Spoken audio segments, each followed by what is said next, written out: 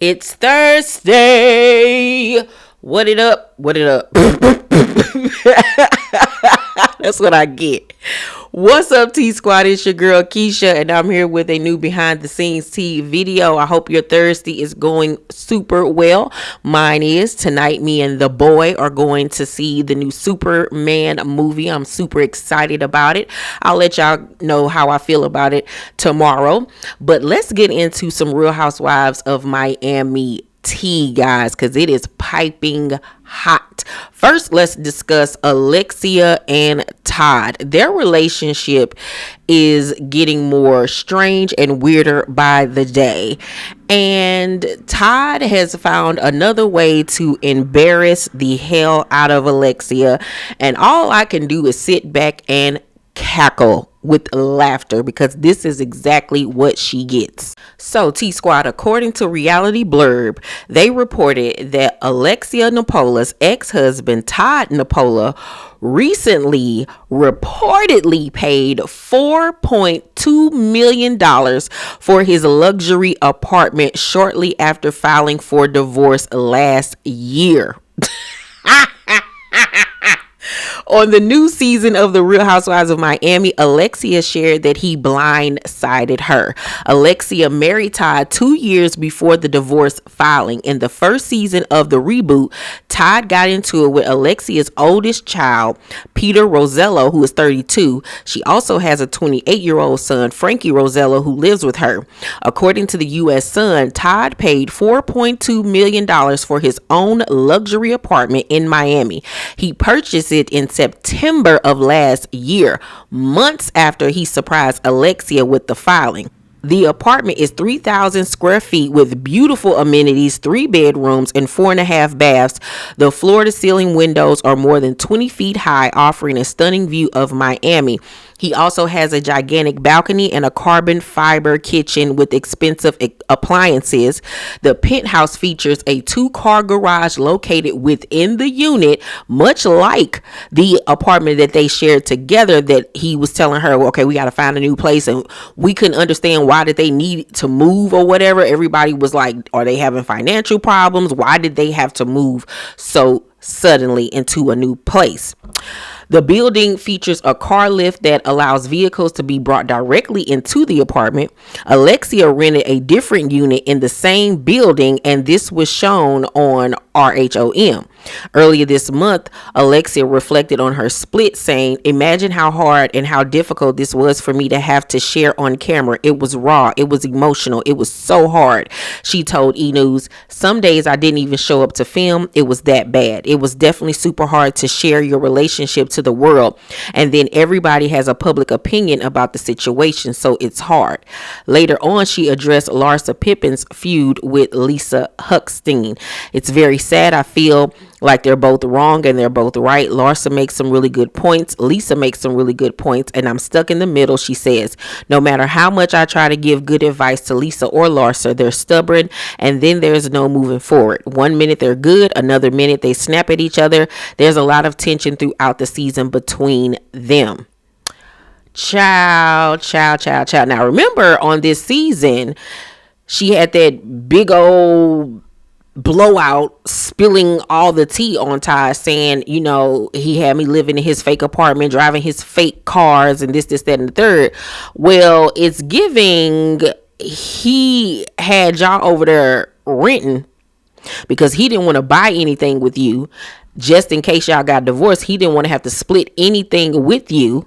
That is why when y'all got divorced, he went out and purchased this $4-point-something million apartment. He got the coins. He just didn't want to share it with you. Because why would he tell you that y'all had to rush and move out of that beautiful apartment that y'all was living in that had the garage inside of the house and all of that to downsize? Y'all get divorced and then he upsizes again to what y'all originally had. But now he got 2 garages in there, bitch. It was given buyer's remorse. It was really honestly giving buyer's remorse, and that he regretted marrying her. I think, like I keep on saying, that Ty wants his cake and be able to eat it too. He want to have Alexia in his life to do whatever he want to do with her, but he also wants the freedom to do and say as he pleases and not have the title of husband hanging over him. He can always go back to, we're not married anymore, you're not my wife, I can do and say as I please. And she is steady falling for the okie doke. Steady falling for the okie doke. Like, how many more times this man got to embarrass you for you to get it? He looks like Bart Simpson. Like, ma'am, please stop it. Now let's move on to my other story. Y'all remember Dr. Nicole. She is not on this season of the Real Housewives of Miami, which I absolutely detest because I love her and I love her and Gertie's friendship, and they were such a support system with each other and to each other. And you really notice her absence this season of the show, especially when it comes to Gertie, like literally not having anyone to back her except for Adriana and Lisa from what we have seen thus far. But Dr. Nicole has started a new podcast called Scrubs to Stilettos with Dr. Tiffany Moon. If you all remember, Dr. Tiffany Moon was, I think, on the last season of the Real Housewives of Dallas, which they need to bring back. I loved Dallas. I loved that dang on franchise. But those two ladies have started this podcast, and they talked about, would either of them go back to their franchises? Would either of them return? And Dr. Nicole's answer, y'all, was so shocking. My mouth dropped. Let's take a look. You're going to fight about something on reality TV, have it be something stupid and petty. But for me personally, I do think that there are like no-go zones. If there's something that's going to impact someone's children, they're innocent, they didn't sign up for the show. If there's something that's going to impact somebody's like marriage or like life or their job, those three things should be off limits, because at the end of the day, you're making a TV show that's supposed to be like fun and enjoyable. You don't want to ruin someone's life over it.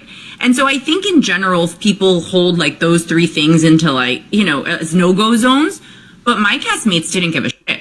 My castmates spread a rumor that I was sleeping with the entire hospital, which is the most ridiculous thing in the entire world. And as a professional, you sign a code of conduct. Like, you, even though it's a rumor and allegations, like, it still makes you look unprofessional and could jeopardize your job. Mm-hmm. And then they hired a private investigator to follow Anthony around in hopes of catching him doing something so that they could publicly shame us that like he was like doing something wrong. Like, who wants to live that way? Like, having a private investigator follow you to like hopefully put you on blast. Wow. My castmates were unwell.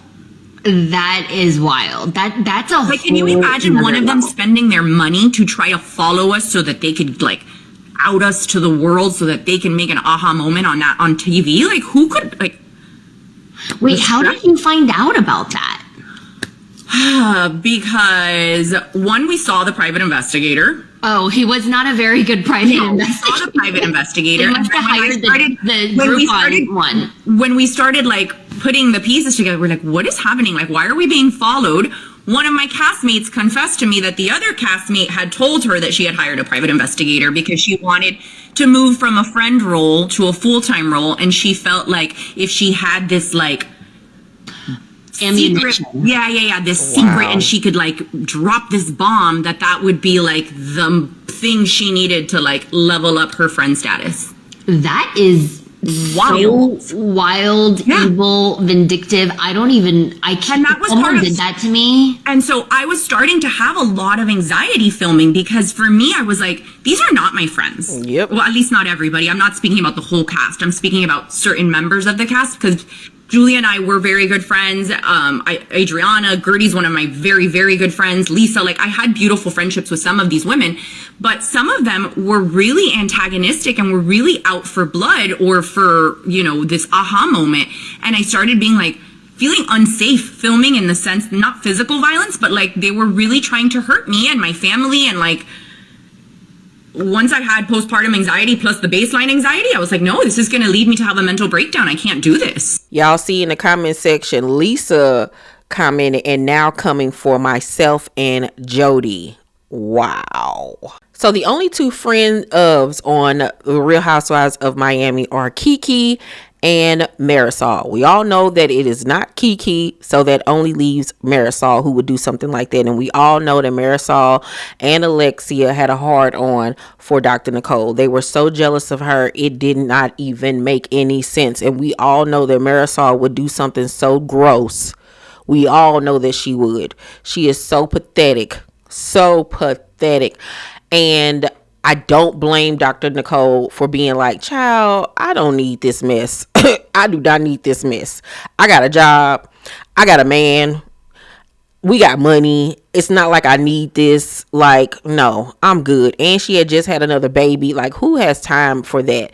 And the fact that Marisol would go so low as to hire a private investigator to try to drum up some type of dirt on them, it's like, what is wrong with you? And this goes back to that conversation, you guys, that I often bring up about how far these reality stars will go for fame and notoriety and for a check. Like, where does your morality come into play? You do know that you have to look at yourself in the mirror. You do know that you have to be able to sleep at night. You do know that what you put out in the earth, you will receive back. You know, like, why would you do something like that to somebody? Like, why? That is so weird. So weird. And then she wondered why her face looked like that. God don't like ugly. He seriously does not like ugly. So we know he don't like Marisol, okay? And then you want to talk about how your mother was so into, you know, religion and, you know, prophecies and, you know, all of this stuff, and then you out here acting like a demon. Girl, get your life. Get your entire life. I would hope that Dr. Nicole might change her mind in the future of coming back to the show, but like she said in a clip that I wasn't able to show you guys, that the only way she will return is if certain people were gone from the show. And I don't blame her, because with these reality shows, like, you literally have to watch your back. It's like you in jail. You literally have to watch your back, because people are going to be coming for you left and right. Like, you can never just be comfortable. And it's sad, you know. But y'all let me know what y'all think about this Real Housewives of Miami tea. Let's talk about it down below in the comment section. Please make sure to thumbs up this video, subscribe to my channel, and turn on your post notifications so you know my videos drop. I love you, Tea Squad, and I'll see you on the next video. Bye.